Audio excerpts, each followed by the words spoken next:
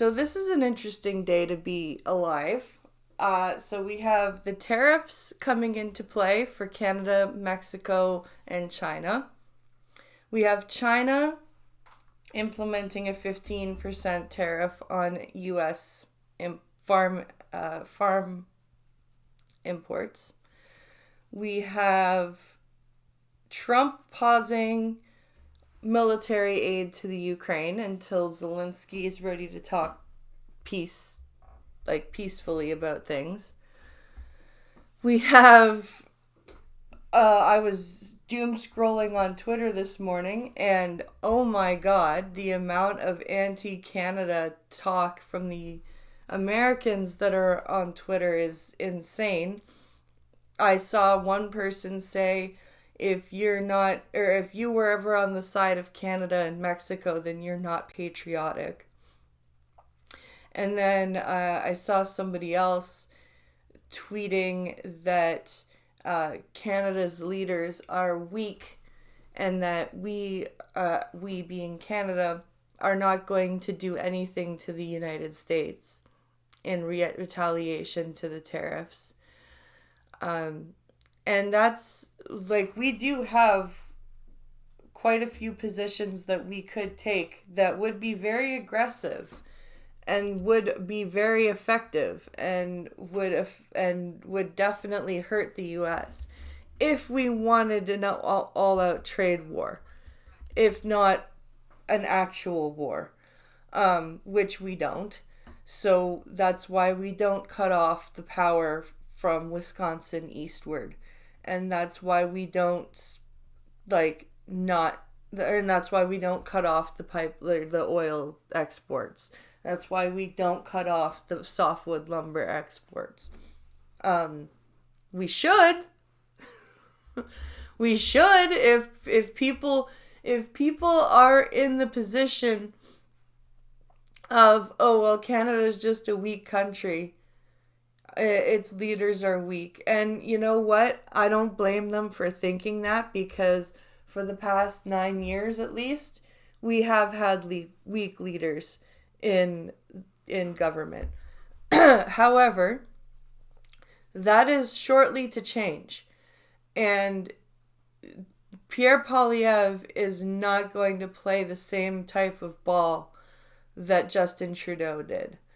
Justin Trudeau and the Liberals basically did whatever the Americans told them to do, whether it be Trump or Joe Biden, right? And we're seeing that happen again with the creation of the fentanyl czar. Now, Pierre Poilievre is not going to do the same kind of like, oh, how high would you like me to jump, Mr. Trump? That's not going to happen. And you're going to see a lot of a much stronger pushback from Pierre Poilievre than you will from Justin Trudeau / Mark Carney. And it's going to be very quick after Poilievre gets into power that you will see this pushback. And it will be done with a stern politeness, but it will be stern and it will be swift, I think. And it at first will probably be measured, but if Trump continues this, pushing of tariffs and pushing of all like what he's doing, then Poilievre will probably push back.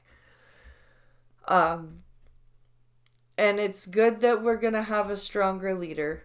It's good, we need a wartime prime minister, because I have a feeling that there is going to be a war.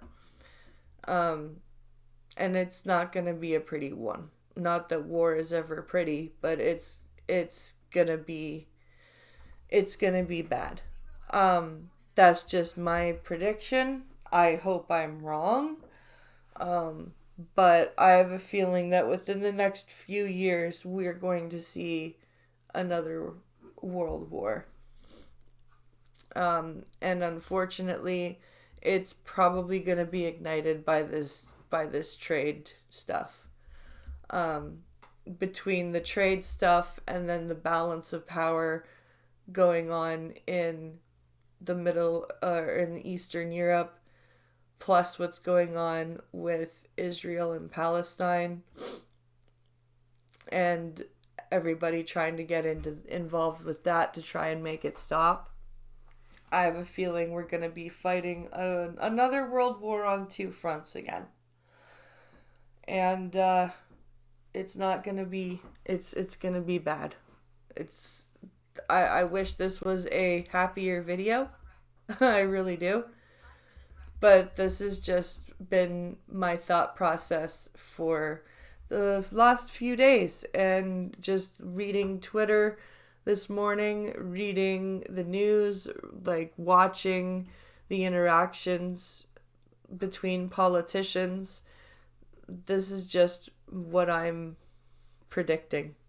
It sucks, but that's just my thoughts on the current events of the day. Let me know what you think in the comments down below. Like, share, subscribe, and I'll see you in the next video. Have a great day.